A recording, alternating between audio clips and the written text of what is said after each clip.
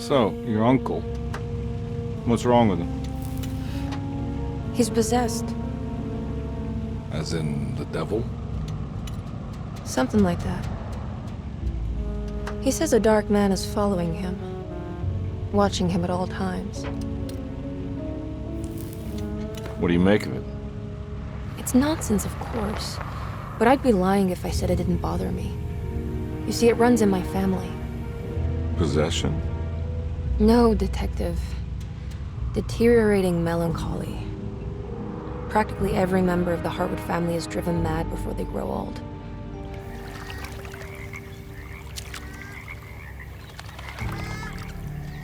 But Jeremy didn't kill himself. Is that why he's at your setup?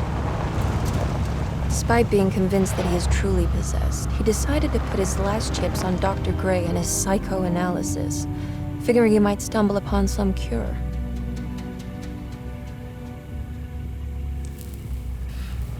You mentioned the letter.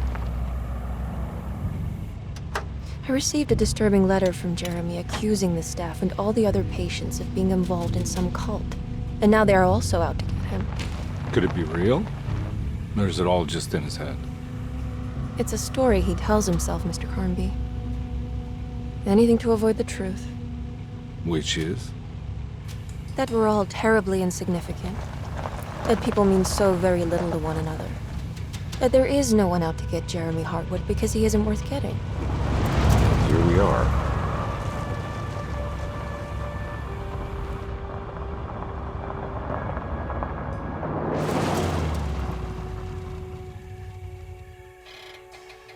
My uncle's not well, Mr. Carnby. I want to make sure he's all right. Then what's my part in this? You couldn't get a cab? I just wouldn't feel safe going alone.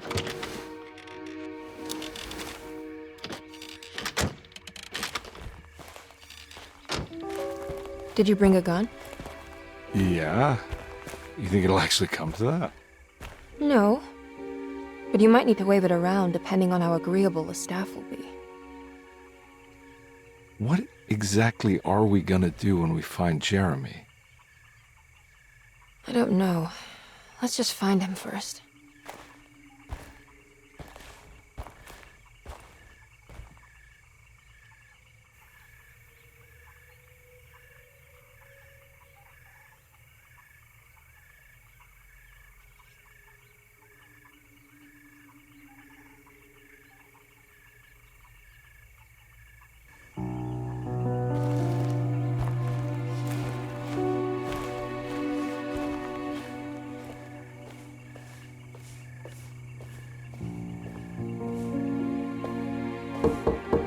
Hello?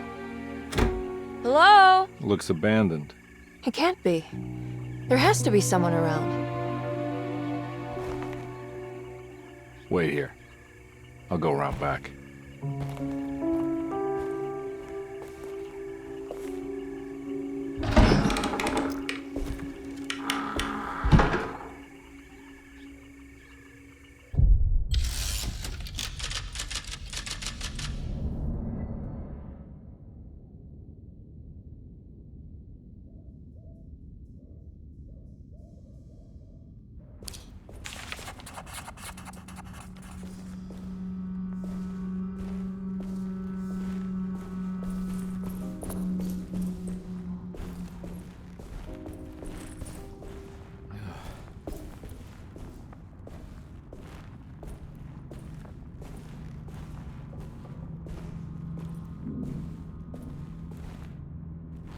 Now what do we got here?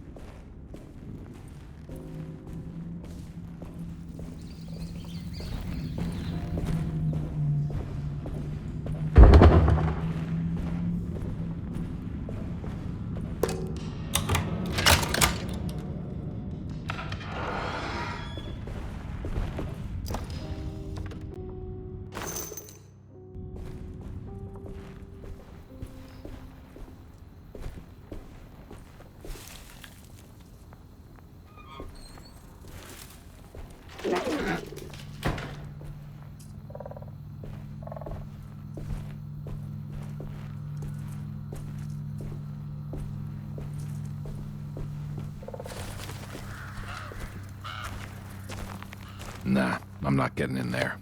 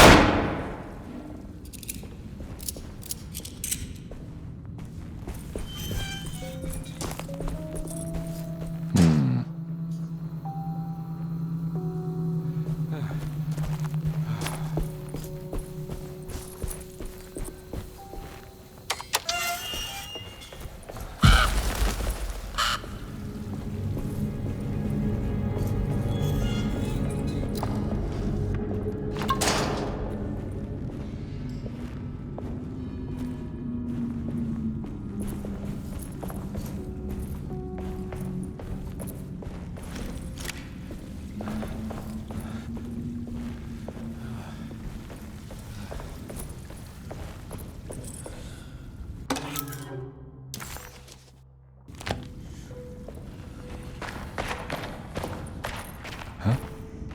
What?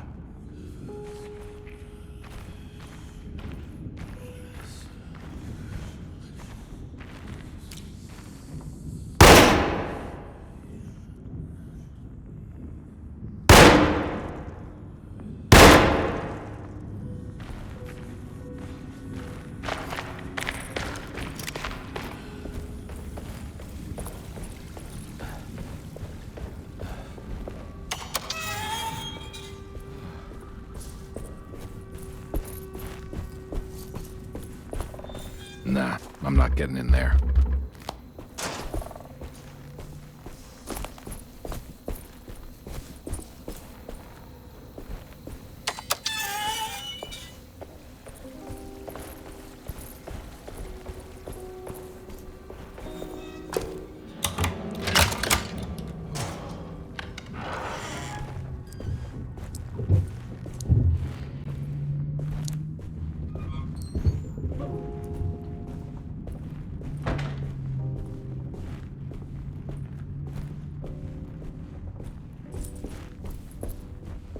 Don't mind if I do.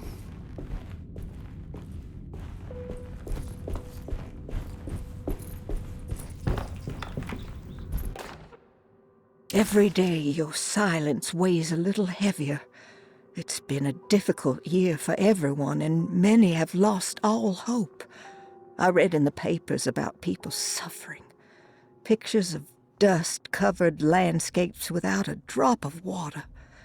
I wish I knew if you were still tending the earth or if you had turned your back against us. I have started to look for help elsewhere. I pray you will tell me if I am going down a path that you find disagreeable. With help from Baptiste and Charlotte, I found comfort in the practice of the voodoo. I have long been skeptical of that Caribbean cult, but it's been of good use to me. It seems all harmless in my book. I say some words dreamt up by the Creoles, and I carry around a small pocket of gree-gree. Nothing of this is mentioned in the Bible, of course, but the French Quarter priestess tells me it's all connected. She says the Christian God is just one more perspective on the creator of things. That's what I like to think, but the other way around, that the spirits of her faith are just aspects of you, our Heavenly Father. I am so grateful for the words you gave Mr. Hartwood. We will sing your praises at St. John's Eve. The world will be blessed soon again. Only the sacrifices of the Old Testament compare to your demands. Let it be the truth. A mother of earth, wood, and dirt. A mother of 1,000 young. Sacred sand, $1. Black cat oil, $1.50. Devil shoestrings, a quarter.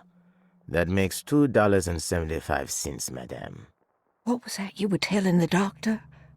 A goat without horns. What does that mean? Ah, you must have misheard me, madame. I said no such thing. Please. I know I don't look like any of you, but I'm devout. I'm ready to do what it takes. Do not be so eager to sacrifice the few things you have left, madame. Now please, leave my store. A goat without horns.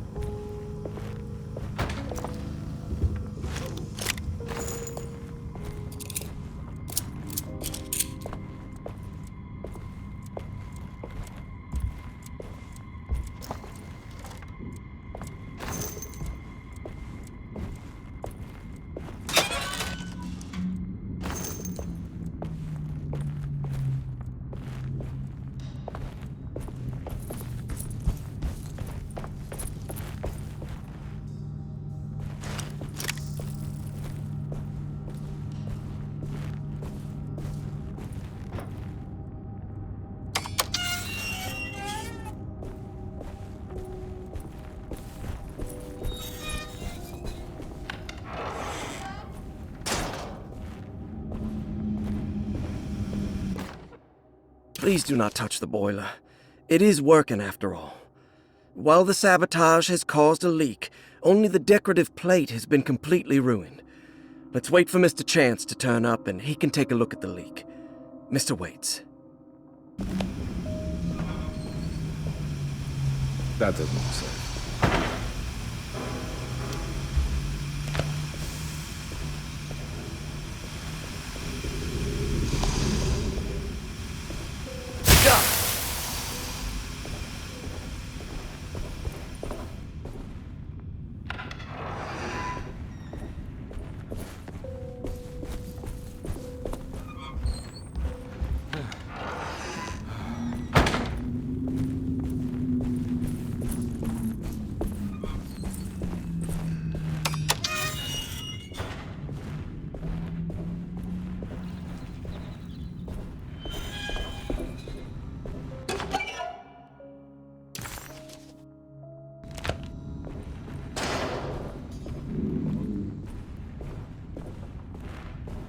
I need the key.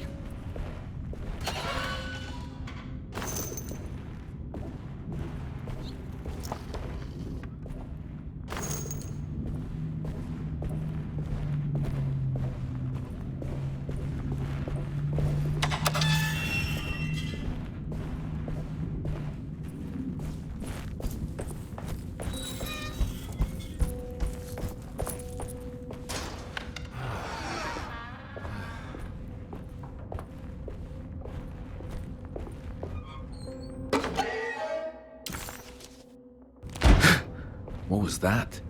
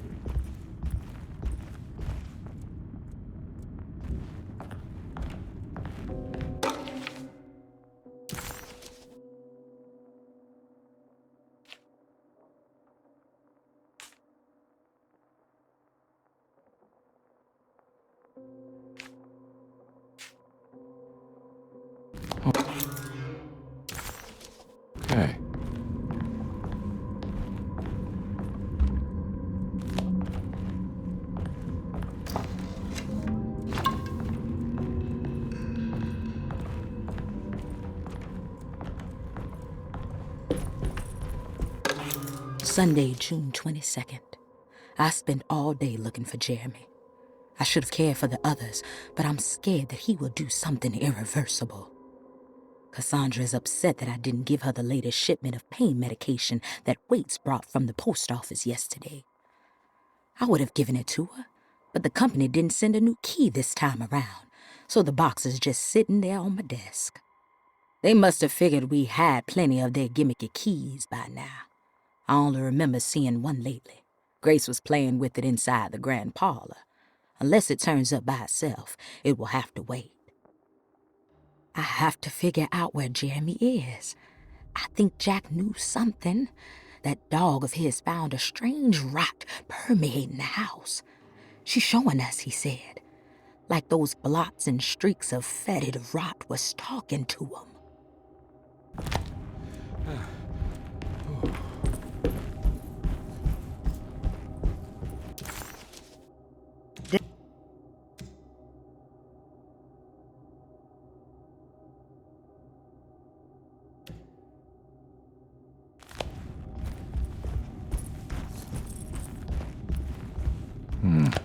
I need the key.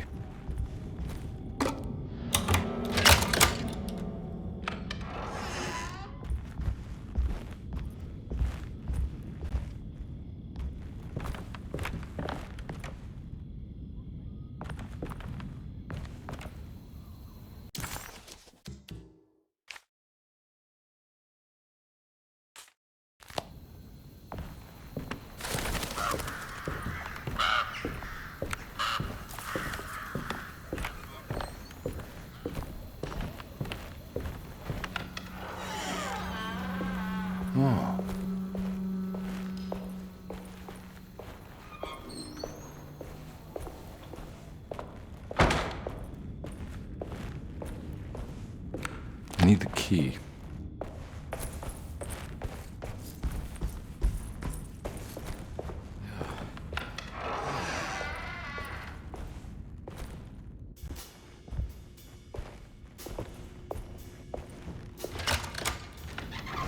Thanks.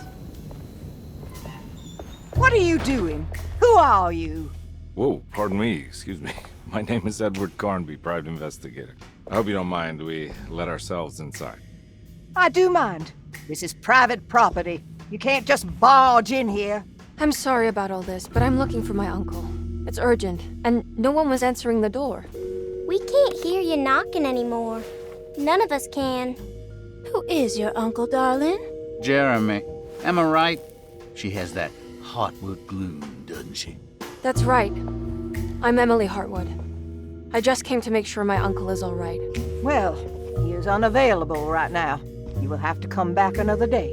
Unavailable how? Is he sleeping? We can wait. He's lost. Don't I know you from somewhere? Who's your man again, Miss Hartwood? My name's Edward Carnby, private investigator. Splendid. Enough! All of you! Get back to your rooms! McCarthy, keep your eyes on the child. And you two, please leave immediately. Look, we're not here to cause any trouble. Just let us see the old man, satisfy the curiosity of my client here, and we'll be off. Jeremy has gone missing. There's no need to worry, but it might be some time before he turns up. The whole staff is looking for him. What? He ran off? I don't have time for any of this. Please, come back tomorrow. All right, in that case, we'll just wait in his room. You don't mind, do you? It's upstairs, right? Wait, you can't. Don't worry, we'll be discreet. In the corridor. It's the first door on your left. I'll tell Dr. Gray you're here. Excellent. Thank you, madam.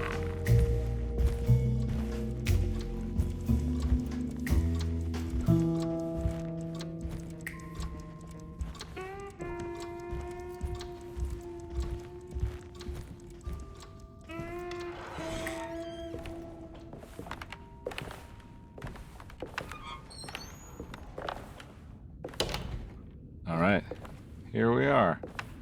Let's look around. See if we can pick up any clues.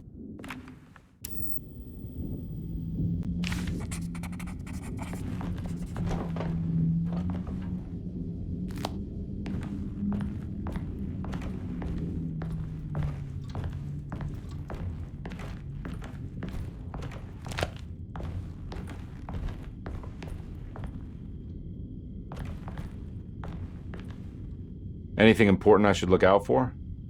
Did he keep a diary? Not that I know of, but it wouldn't surprise me.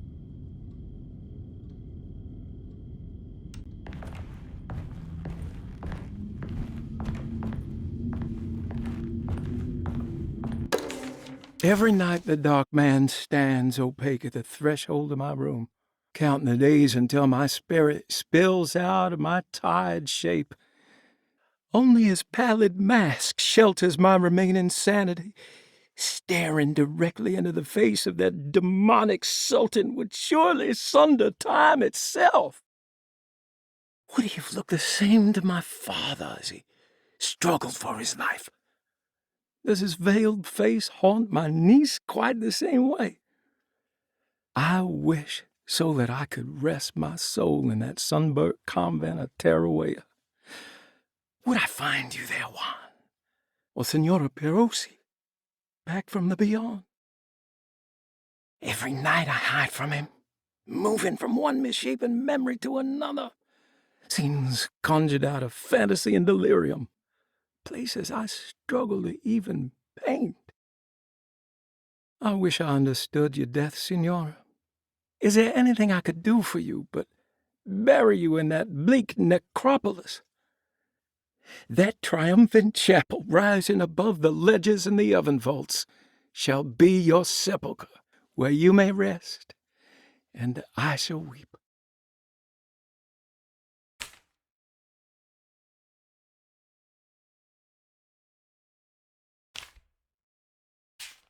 How did you first come to understand such things, Senora?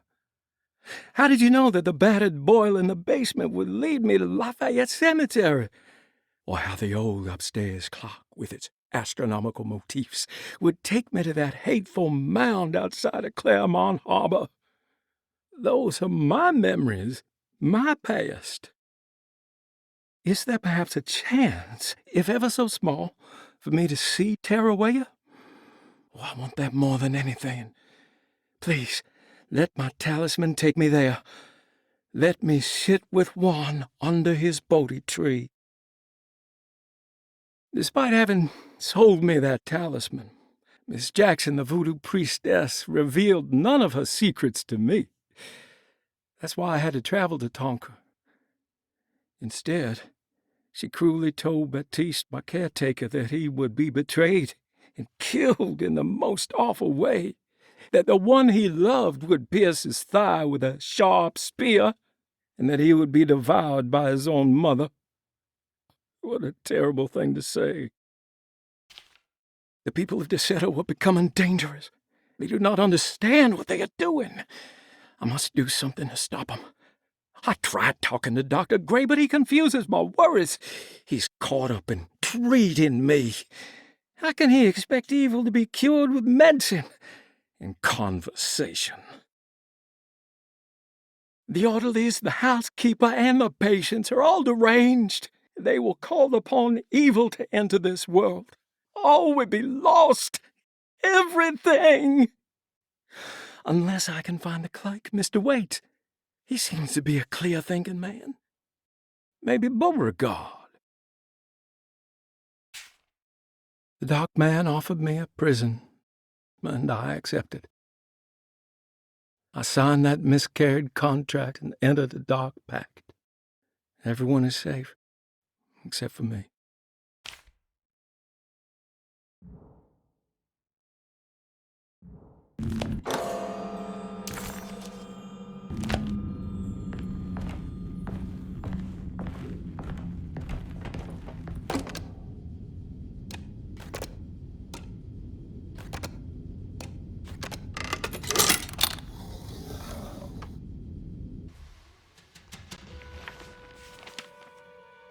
Hey, you know anything about this? Looks like some sort of talisman. No, I don't. Oh, help me out here, will you?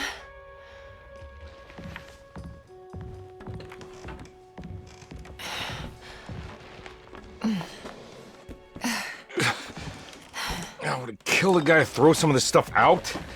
I'd be crazy too if I had this much junk lying around.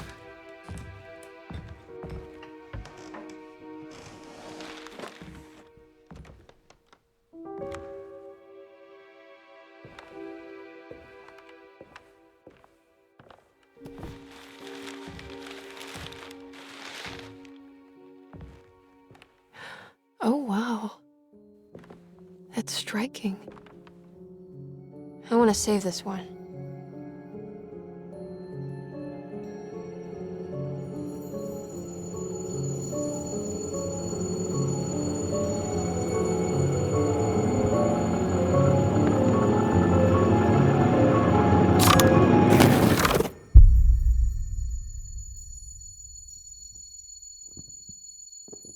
All right, come on. I want to go see Dr. Gray.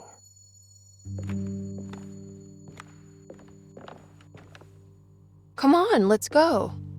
Yeah, I'm coming.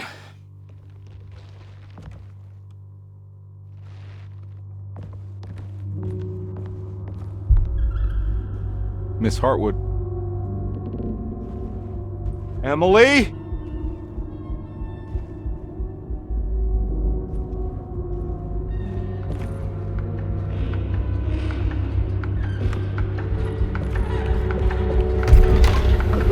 What the hell is going on? Where am I?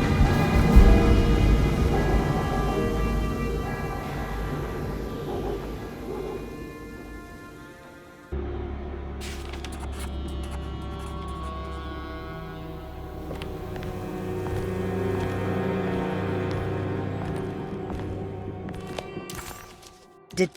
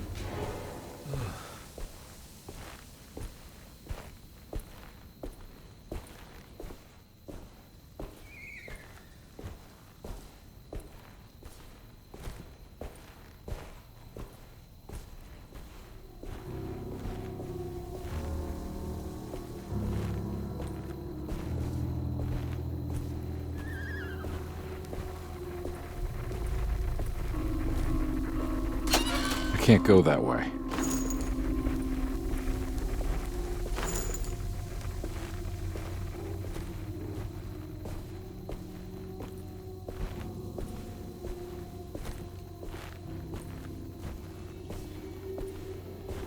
What the hell is going on?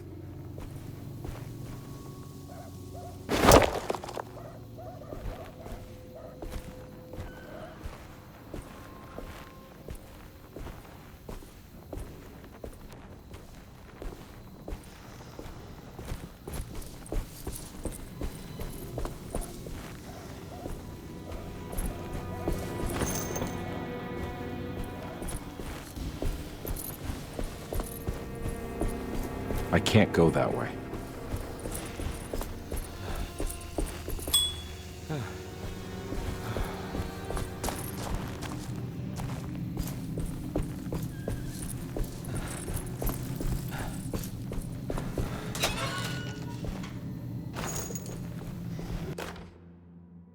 Nice.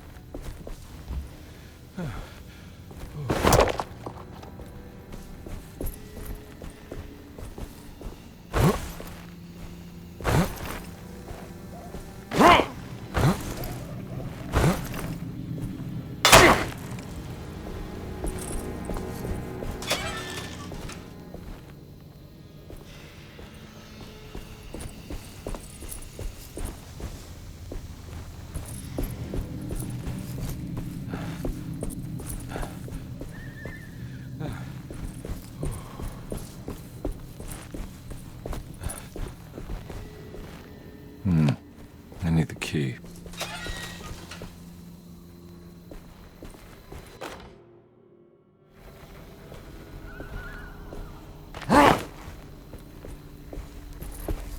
I can't go that way.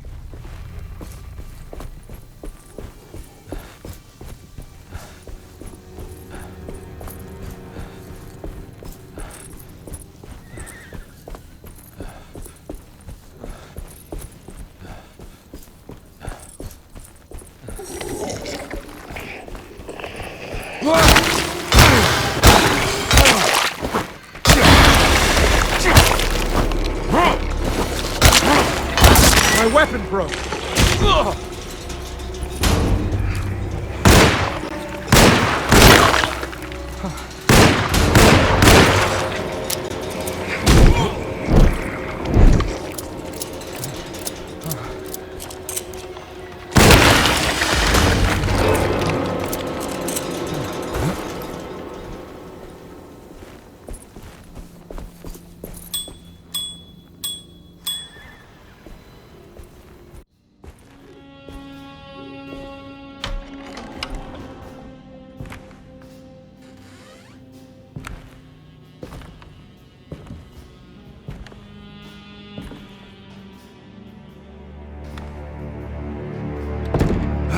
Don't let them get inside, compare. They're not the good kind. Are you... Is this your store? There are no owners here. We both strangers in Jeremy's store. Jeremy did this. How? The pact with the dog man. Jeremy warned us, but we didn't think much of it. I'm Detective Edward Carnby. I was hired by Jeremy's niece to find him. Oh, yeah? How much she paying you? $150. She's sure getting her money's worth tonight. Are you a thinking man, compare? No, not if I can help it. You know, I think Jeremy's hiding in a way we can't find him. He has this juju necklace that guides him. The talisman? That's right. It's some magic charm he got from Miss Jackson down the street. The voodoo priestess?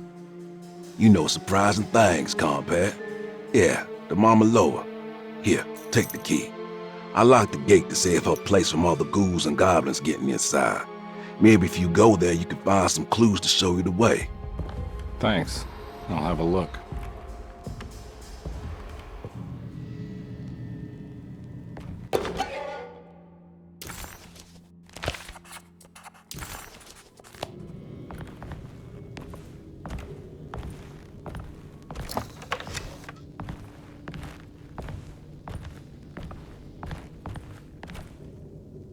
You want to come along? Nah, I'm gonna stay here for a while.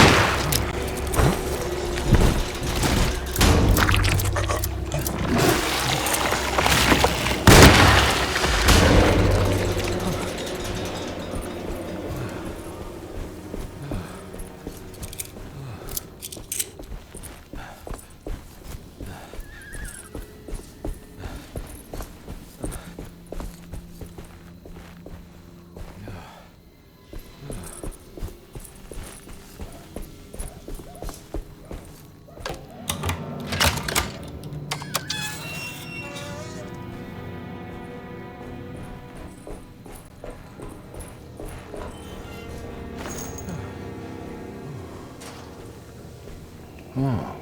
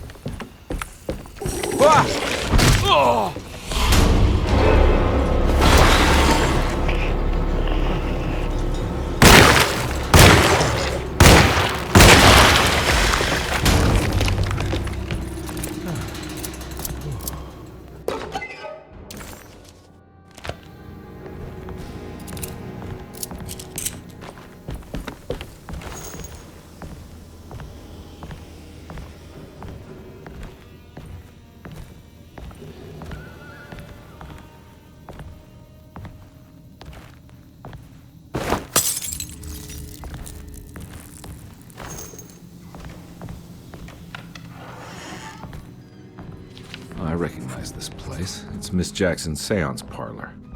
Let's see if she's got any information on Jeremy's talisman.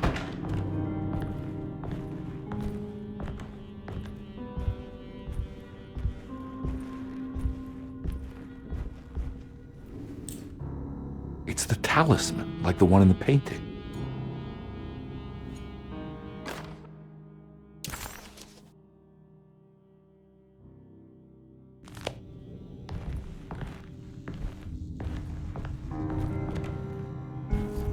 I think it's meant for the talisman.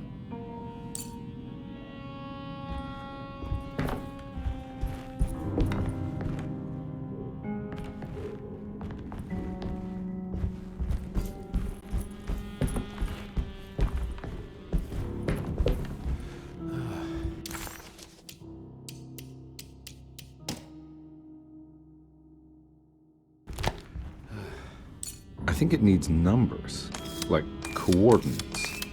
Maybe there's something in Jeremy's notes.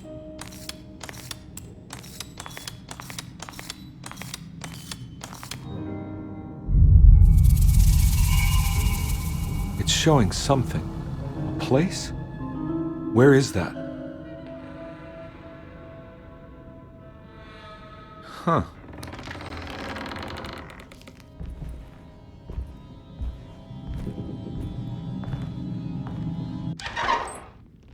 Detective, I was wondering when you were going to show up. Mrs. Thompson told me you were here. I understand you are working for Jeremy Hartwood's niece. Yeah, I guess so. I mean, you're not wrong. We came here for her uncle. I just didn't expect... I didn't expect this. You are Dr. Gray, right? That's right. You don't happen to have some identification, Detective. I'm not keen on having strangers prying into my business.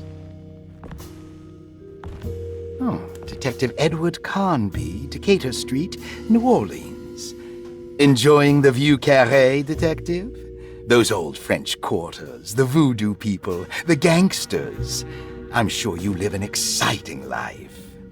Well, it's not quite like the stories, Doc. Just trying to make a living. Aren't we all making a living? Well, welcome to Deseto, Detective. I hope your time here will be useful. Now, what can I do for you? Why don't you tell me where I can find Jeremy Hartwood? Why wouldn't that make for a short visit? I wish I could tell you, but I'm afraid I don't know. A drink, Detective? Anything brandy. Oh, you do belong in the French quarters, Detective. Armagnac or cognac? You know, just give me the cheap stuff. I'm not much of a connoisseur. Having low standards is not a virtue, Detective. Let me see if I can broaden your perspective. What can you tell me about Jeremy? I wouldn't want to go into details about his condition. Doctor-patient confidentiality. I'm sure you understand. Sure, but he is crazy, and he's gone missing. Why? Here, try this. Ooh, it's good. Got a bite? It's called a sidecar. The trick is not to be afraid of the tartness of the lemon. And for goodness sake, don't overdo the triple sec. Okay, what can you tell me about Jeremy? Well, let me think. He is an anxious man, constantly worried about events not presenting themselves according to his model of predestination. He complains about things not being carried out in the right order, and that some things simply shouldn't be. Is any of this helpful to you? Not really. I was hoping for some direction where to look next. I'm sorry. I have nothing for you then. You should talk to my orderlies. They have been looking for him for a while now. I'm sure they would appreciate your help. Yeah, I ran into Batiste earlier. Come to think of it, he might have given me a lead. Oh, excellent. So your investigation is already underway. I'm gonna go, but I'm sure we'll meet again. Looking forward to it. Safe returns.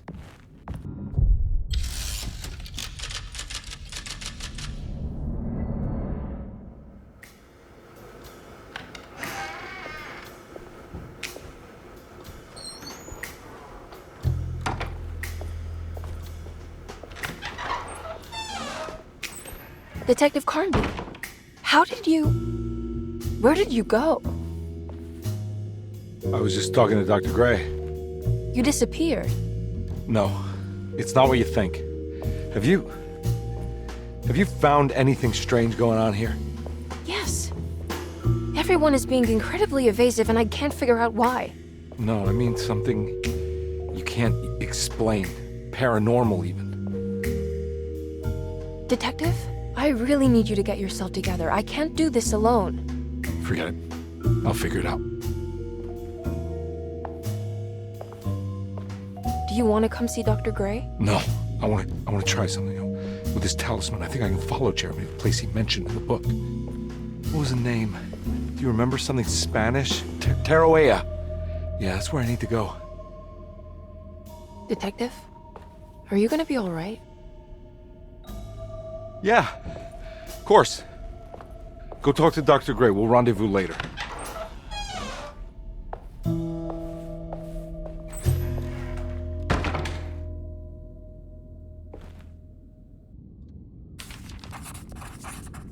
This talisman brought me back from the French Quarter in the blink of an eye. If Jeremy can travel so easily, then he could be hiding anywhere, even Tarawea. If he can do it, so can I. I just need to figure out how the talisman works.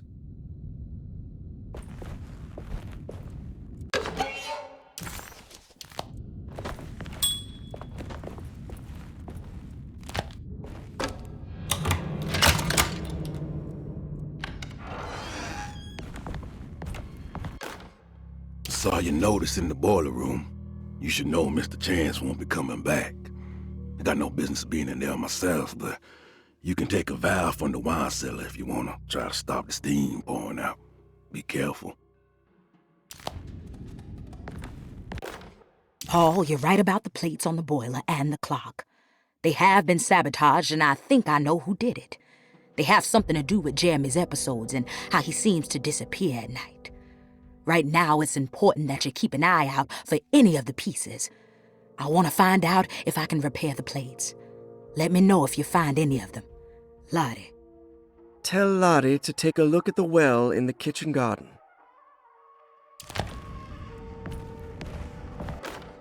Dr. Elmore Lee Gray is DeSeto's chief doctor. Accounting and all administrative work is handled by me, Paul Waits. Magdalena Thompson, or Mags, is responsible for the household. Jean-Baptiste and Charlotte Tabois are responsible for keeping the guests' medical regimens in check. Finally, Jack Chance is our gardener, who can occasionally be seen in the conservatory, but is for the most part busy outside. There are currently 6 guests at Doceto. Malcolm McCarthy and Ruth Tallant reside on the first floor. Jeremy Hartwood, Elisabetta Perosi, Grace Saunders, and of course Cassandra Beauregard live on the second floor.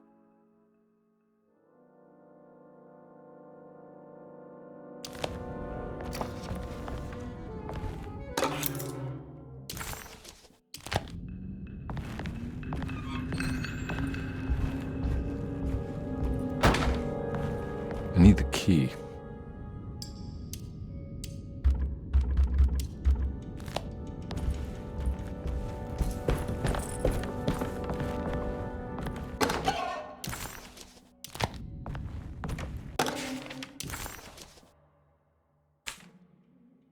Cassandra Beauregard, the beloved author. Very exciting, isn't it? What do you want to put down for reason for admission? What her agent told us. Cassandra suffers from writer's block and needs to finish her moving picture script before the end of June. Mr. Chardot suggests Cassandra's heavy use of barbiturates is holding her back and risks ruining her career. And how should we summarize her personal history? Let's keep it short. Cassandra Beauregard is a beloved crime author who managed to pull herself out of poverty and into stardom. 5 years ago, she tried killing herself by jumping off a balcony. The incident left her a cripple, and now relies heavily on her wheelchair. And for diagnostic impressions? Cassandra suffers chronic back pain following her suicide attempt. She self-administers morphine to keep herself ambulant, but has become addicted, and the desired effect is now lost. The drug abuse clouds her mind, and she is unable to focus on real life. To save herself from this insight, she instead makes up stories to fill out the gaps in her own thought process, resembling the Korsakoff syndrome. Oh, bravo, Doctor. How will you treat her? First of all, she needs to be weaned from her drug addiction, and hopefully it will resolve her compulsive lying. Then look into permanently numbing her pain in her back through surgery. Finally, deal with her suicidal thoughts. Grace Saunders, 11 years old. Reason for admission? The mother insists on strict supervision by a proper gentleman to avoid further perversion of Grace's adolescence. Personal history? Grace's family possesses modest wealth and status. Her childhood seems ordinary, spending most of her time with private teachers and family friends. Grace's father recently passed away, leaving her mother the sole caregiver. And diagnostic impressions? Grace has trouble dealing with her father's death. She is willingly suppressing her feelings on the matter and isn't properly acknowledging the trauma she suffered. Any planned treatment? Grace needs nothing out of the ordinary. She simply needs parental guidance. Eventually, we can work on her feelings toward her father. Thank you, Doctor. I'll finish the paperwork and get her installed. Looks like all the patients are accounted for, except for Jeremy.